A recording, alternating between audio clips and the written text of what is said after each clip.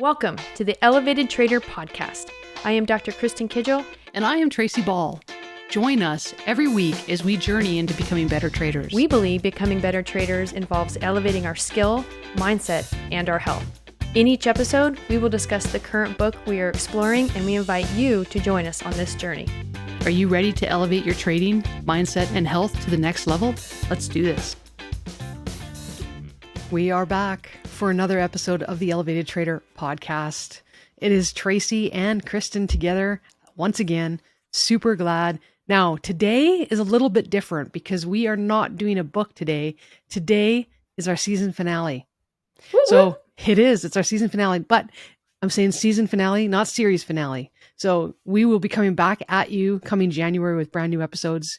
So stick around. We're just going to take a break for the rest of the year. This is going to be the last episode of the year, and we wish you all happy holidays and all that kind of stuff, and time to rejuvenate and get all excited for the new year. So, Kristin, yeah, that this is the last. I mean, it's been a fun year, eh?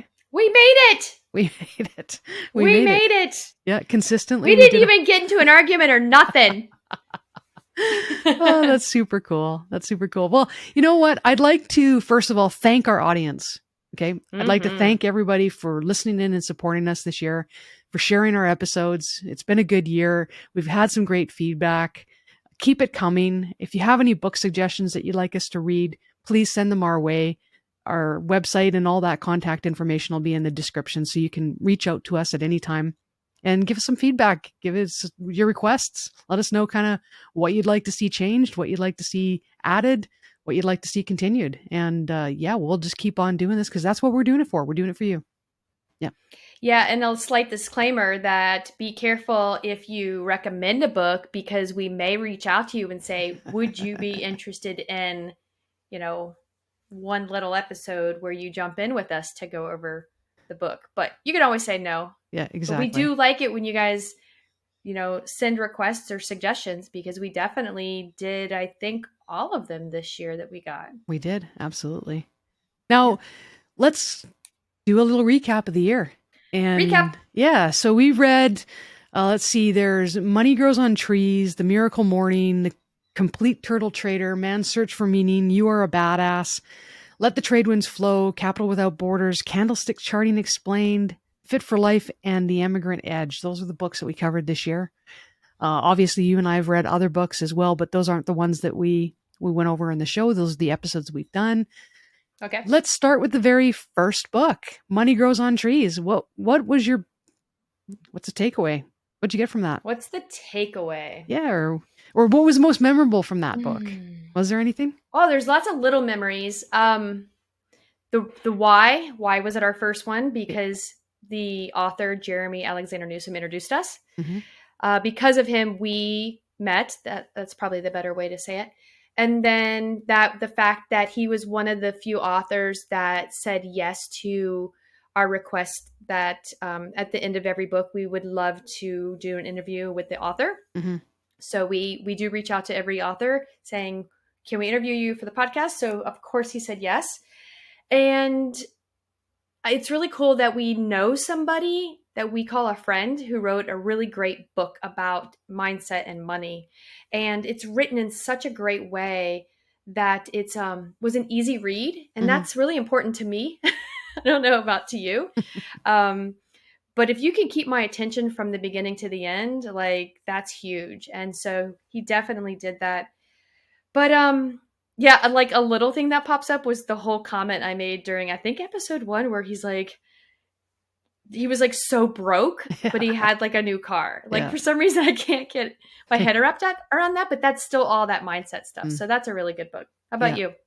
Well, honestly, because I mentioned this in some of the episodes earlier that I had read it many times, and I think the thing that I really liked the best out of it was how it provoked additional thinking. And this whole journey that we've taken has been doing that with every book that we have been reading. It's been putting a different perspective and a different intention behind the actual act of reading. And starting with that book, I had some major breakthroughs that didn't occur reading it the first, second, third time.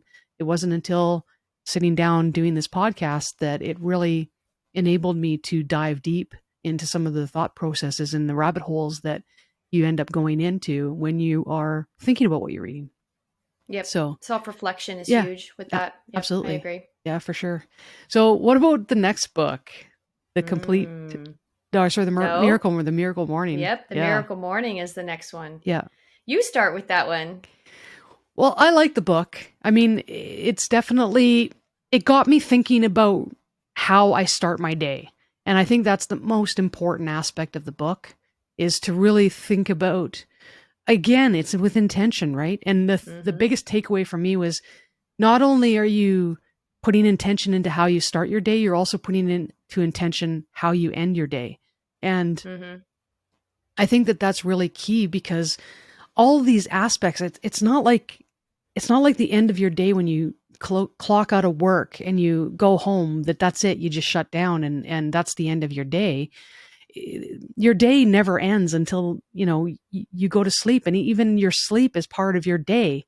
And to not consider all aspects of your life and how that balances together and how it interconnects. The only thing I can think of right now is your knee bone's connected to your leg bone, blah, blah, blah. Right. And sing that every week at work. yeah. And all of this stuff is connected, and to think about it and to recognize that you have, your evening routine, your morning routine, and to start thinking about what goes into that with intention, just to set yourself up for success, I thought was a big takeaway from that book. And that's what I love about it. You? Yeah, I agree. Yeah. This book probably is in the top 5 of changing my life book kind of thing. I honestly think I need to create a little list of what books do I want to read or listen to annually, and this would be in that list. I recommend this book a lot. He has other other titled books, Miracle Morning for Teachers, Miracle Morning for this, Miracle Morning for that. And I thought it'd be really awesome to make a Miracle Morning for traders, by the way. Yeah. So something to think about, Tracy. Well, what would that look like, right? But I think it really created some habits in me that I tried, tested, and literally became addicted to. Because when I fall out of that groove and that routine, I'm like, oh my gosh, if I just feel energetically off. And it's so great to start your day in such a positive, healthy, centered way. It really does set the tone for the rest of the day, interestingly enough. And so every day ends up being a week, and every week ends up being a month. And you know what I mean? It's definitely a good read. I really enjoyed it. I love what you just said there, that there's things that you read, tried, and fell in love with, right?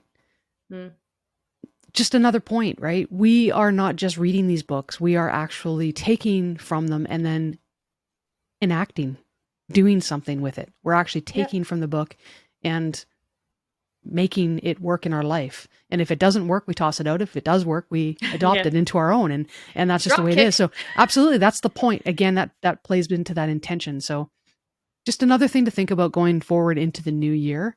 If you're wanting to tackle this journey that we're tackling as well, and join us come the new year, it's not just about reading the books. It's actually about taking from them and making significant changes by actually doing.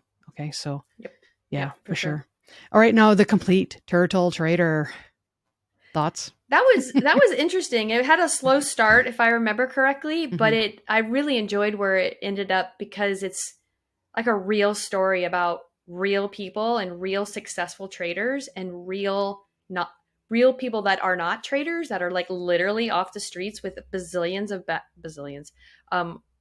a lot of backgrounds, that become successful traders because they just followed the rules. So I don't know. I found that pretty profound, and I ended up enjoying that quite a bit. What about you? Yeah, it wasn't my favorite book, I got to say. I mean, I got some stuff out of it for sure. Is it one that I'd read again? No. I think that it was a good book that offered a lot of history, which I think is valuable. One of the things that I thought was really good to hear, or I guess important to hear is that people think that it's so easy just to become a day trader, and they don't think about all of those different aspects. So I think that this really makes it clear that even if you're a professional trader where somebody else is managing your risk and somebody else is managing how you get in and get out, and you've been successful and you've been bringing in millions and millions and millions of dollars, making millions and millions of dollars, to go and transition to be an entrepreneur and do it yourself takes a totally different skill set. And I think that this book really points that out very eloquently. And that, I think, is something that needs to be considered when you're looking at becoming a trader, for instance. And I think it's like anything, right? You can become the best mechanic there is. You can become the best doctor there is. You can become the best whatever it is. But to be an entrepreneur and doing it for yourself, where you're self-employed and you're self-governed and you're self-accountable, that takes a totally different skill set. And I think that's really the key. Yeah, for sure. That's the key to this book. So, yeah. All right. Granted, he made a lot and he lost a lot. Yeah. Like, yeah, it's interesting. It's pretty interesting. By the way, what was the name of the movie that came out like right after the book? Oh, that was that one with Eddie Murphy, Trading Places, I think it's called. Trading Places. Yeah. Yes. Trading Places. So it is similar to that. Yeah. A little different, but thought it was interesting. It was very cool. Now, I know that this was your favorite book. The next book, got to be your favorite. This book was moving. Emotionally moving. Man's Search for Meaning. If you guys don't recall, I was blindsided by that one. This was Tracy's pick, and I'm like, I don't know anything about this book, and I was just like in massive depression reading the first chapter. So then it gets very interesting because of his background. Was he a psychologist? He was, yeah, absolutely. So a psychologist who ends up becoming a prisoner in the Auschwitz intern camp during the Second World War. So and he's a survivor. That Hitler regime and stuff. Yes, and lost his entire family in the gas chambers. So very, very. And how did he stay mentally fit? Right, like how did he get through each day and stuff like that? I mean, you can't imagine worse conditions to be living through. And if anyone has an excuse to lose their mind or to become depressed or sad or suicidal or whatever, it would be him. And so, no matter where you are in your life, reading this book can help you really put things into perspective and give you some tools that can help you get through to the other side. Because I can tell you, no matter how dark things are, there's always light at the other end of the tunnel. Always. It's just a matter of whether or not you can get through it. And that's the big journey, right? That's the big question. Right. So that's true. What do you got to do to get through? Yeah, I really appreciated our conversations around this book also. So I really thought this was one of our better series of episodes for sure. Nice. The book is pretty moving for sure. Yeah. Well, it was definitely a throwback from my younger days. It was very life-changing for me in my 20s.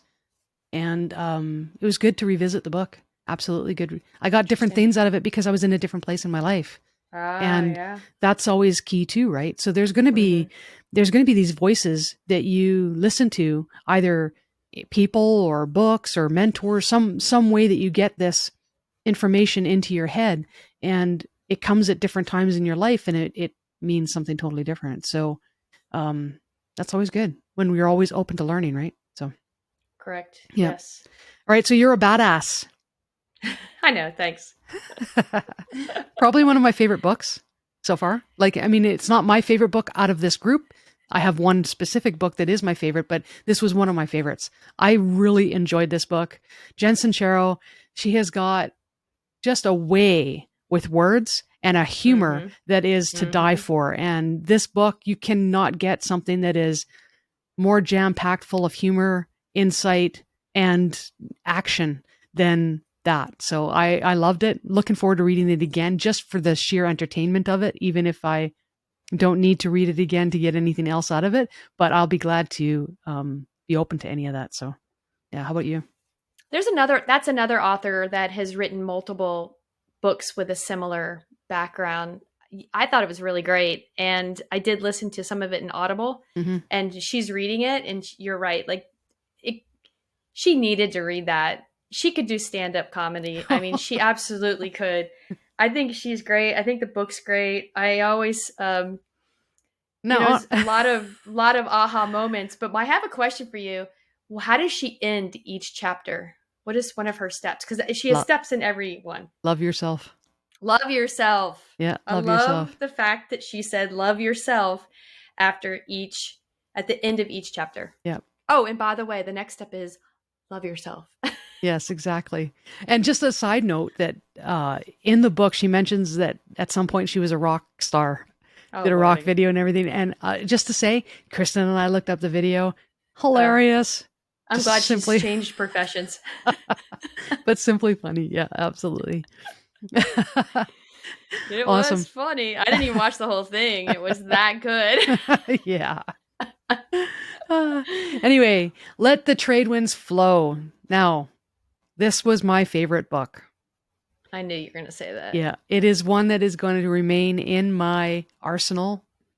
Something that I repeat regularly. It is full of mindset, but I wouldn't even say it's mindset. It's even healing and recovery psychology, action steps, techniques that are very doable.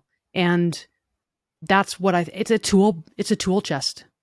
It really is for I agree. healthy minds. So I am so thrilled, first of all, that I even read the book. And second of all, I'm thrilled that we had Louise Bedford on to talk about the book. And she's a mentor of mine, a role model. I think she's amazing.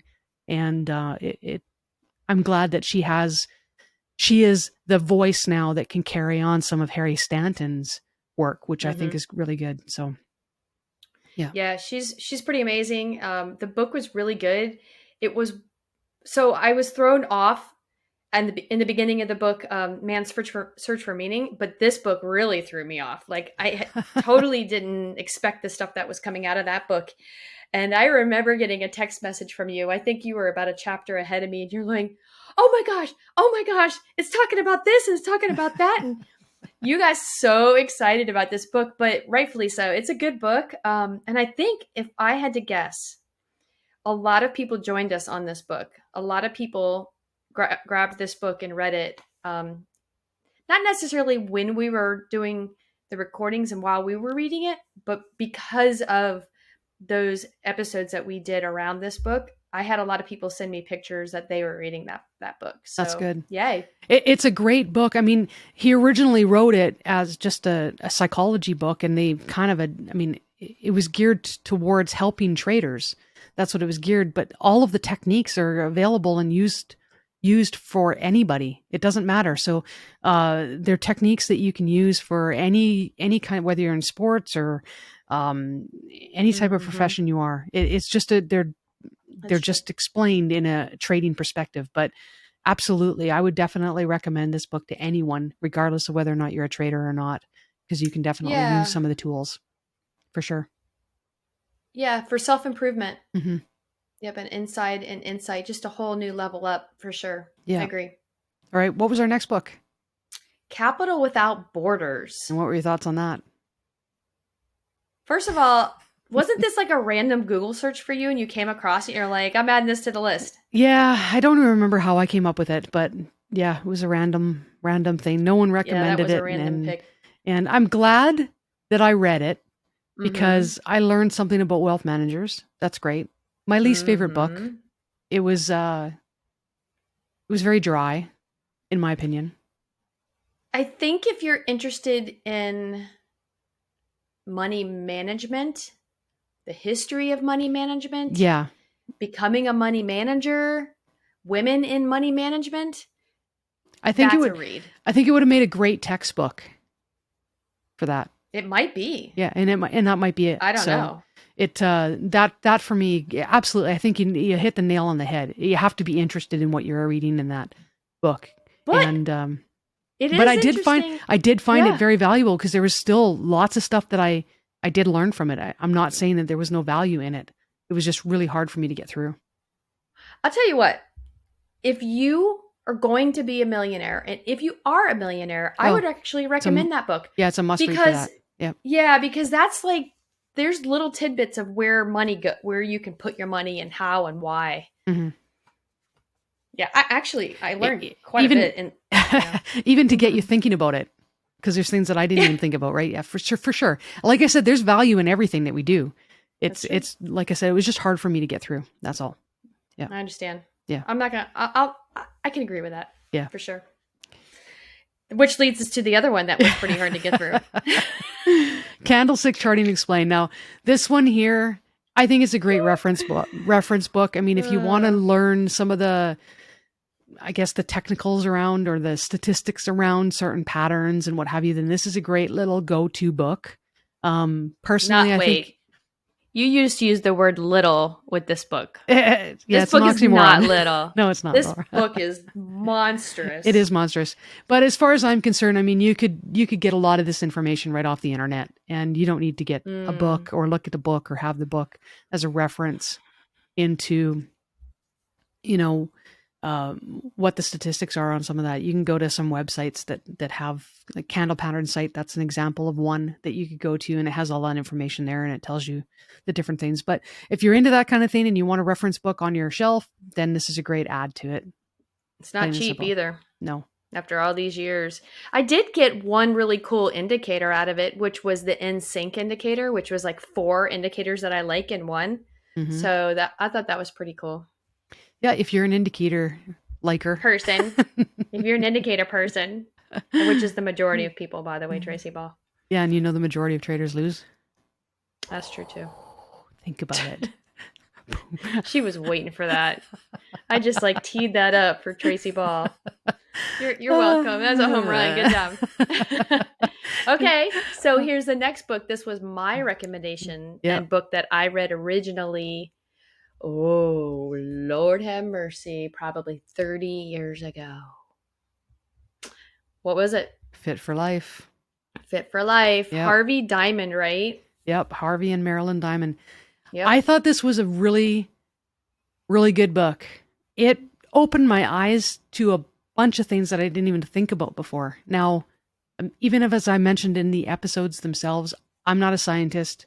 I have no idea whether or not this stuff is true, not true. I don't understand the science. Like, I don't know what the science is behind it. I can't Mm-hmm. prove it. But the thing that I like the most about the book is it got me thinking about it, first of all. Second of all, it gave me actionable steps that I can do to try out. And I've definitely noticed some changes that I'm aware of now, things that I do a little bit differently. Mm-hmm. I also found that this book kind of solidified some kind of myths that I perhaps had originally that I didn't know why I knew them. I just knew them. And this kind of says, oh, well, that's kind of confirms that or it denies it. Right. So Mm-hmm. I thought that was really good. I think this is a great book for people to read on fitness or not fitness, but you got the fitness part as Yeah, well I in your had book. part But two. yeah. But for food, definitely for food. And like I said, to think about it and to even think about what you're putting into your system. Mm-hmm. I tell you, you know how many people think about what kind of gas they put in their car? And they'll get into arguments about it and what have you, but you don't think about what you put in your body. It just something we just do naturally and we don't think about it. And I think that Learned that is, behaviors. yeah. And that's just Mm-hmm. really unfortunate because our body is way more valuable than a car. Yep. I know, right? I can buy a new Yep. car. I can't buy a new body. Nope. Yeah. So, Can't even buy a new stomach. nope. Exactly. So So just take stuff out. now, now it's been 30 years since you read it. So was Mm-hmm. there any new takeaways for you? Any new insights? Well, you read two. I mean, you read one, which I had read before. So I read two, which I had not read before. And what I appreciated about two was they went back and hit on one a little bit and then expanded on all the different aspects of, different things and ways to treat and help the body. Um, it was really great to reread, and just re-solidify the choices that book had me make a long time ago, because the baseline of is it's got some food combining as, you know, one of the main emphasis around it. But because he goes into so much research about it and goes over all these different research articles, I just can so appreciate those, because it was way back then those, you know, those articles and that research was out, and they still do that research today. And it's still even more prevalent today. It's still that our, our, and I'm speaking for the US and you're in Canada, but we're kind of watching the same TV programs, right? Is that the strongholds of the FDA and Coca-Cola and a lot of huge brand, you know, franchise fast food restaurants and things of that sort are just in the face of the people that don't know better, which would be, you know, more of the children. And so when you grow up in those ways and not really growing up learning about nutrition and how your body reacts to food, then they're still going to have that stronghold. So I feel like a lot less people eat McDonald's, you know, or any of the fast food nowadays. But, and which is ironic because the fast food joints have tried to add nutritional items, right? But then when you learn about, well, what about the dairy and what about this and what about that? I can really appreciate those aspects. And I like the way, another book that kept me engaged. Like, but when he went into, at the end of 2, which I think he does in 1 also, but in the end of 2, he doesn't only just give a lot of suggestions and recipes and things of that sort, but also like a little mini home fitness regime, which I thought was huge because it was so good. You know, how can I really help myself in a really huge way at home with hardly any equipment? And I really like that a lot. I really like that a lot. Yeah, you know, the only way that things are going to change is if we educate ourselves. And because read the book. Yeah, because you just mentioned, you know, even that fast food joints are bringing in healthy food, right? And it's like, it's the skies of healthy food, but it's not actually healthy food. Like, look at an Impossible Burger, for instance. It's disguised as vegetarian, meatless, healthy. That's really what it's being marketed as. But take a look at the amount of sodium that's in it. Yep. It's astronomical. It's just like, wow, I cannot believe that there's that much sodium. I think this is way more than my daily intake is required. So it's the only way that we are going to get things changed in this world and make changes if we educate ourselves enough to demand it. And there's 2 things that I think that should be done in the education system right off the bat. And that's teaching financial soundness and teaching and teaching about actual food awareness, like nutrition. We don't learn it. Neither one of those. 2 of the most important aspects, I think, of our entire life. And but we happen to know people that are trying to make a difference. Yes, we do. We know people that are trying to make a difference, but it needs to start with each and every one of us. We need to take the responsibility to learn enough that we can hold the people that are making decisions accountable. And that's really what it comes down to. And it just isn't happening. So we keep getting spoon-fed this information, and marketers keep being able to pull the wool over our eyes because we're uneducated and we don't know any better. And we just trust. We trust that they're taking care of us, and it really isn't. And we end up with a bigger problem, and it continues to just go. But anyway, that's my rant for the. I had to have a rant for an episode, right? I was gonna say I literally was just thinking, if you want to hear us kind of go back and forth about some of that, definitely those episodes kind of get us going. Yeah, absolutely. Anyways, so what else do we got? Our final book for the year was The Emigrant Edge. I tell you, it took me a little bit to get into this book. I had to get over some emotional stuff, right? And we talked about that in the episode. Yeah, that's true. You did. But hey, I liked the book. I thought it was good. I thought it laid it out. This was one of our recommendations. In fact, one of our viewers physically mailed this book to each one of us. And we're very thankful for that. So it's another book that we hadn't planned on reading this year, but it got put into our list thanks to one of our readers, or to our listeners, I should say. Yep. Yep. And she actually jumped on an episode with us. Yep. The last episode. Yep. Yep. That was super cool. I Yep. thoroughly enjoyed that. We'd like to do that intermittently.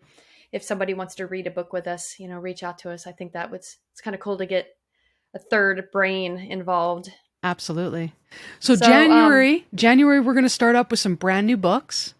Yep. We already know that our first book is going to be the new Trading for a Living book by Alexander Elder. So that'll be launched in the new year, and we'll have some other books coming at you. So once again, like I said, send any requests that you have. Let us know how you're doing. But Kristin, what I want to know now is, we started this journey a year ago. How has it changed your life, or has it? Well, definitely has changed my life. I'm enjoying the reading. I'm enjoying the podcast. Those are huge things. But adding different parts of the books that really speak to me, like The Miracle Morning and Let the Trade Winds Flow. And when you pick up different things from different books and you add it to your life, that creates change. Mm-hmm. So, do you feel stronger, smarter, more equipped, better? Wow. Going into 2023?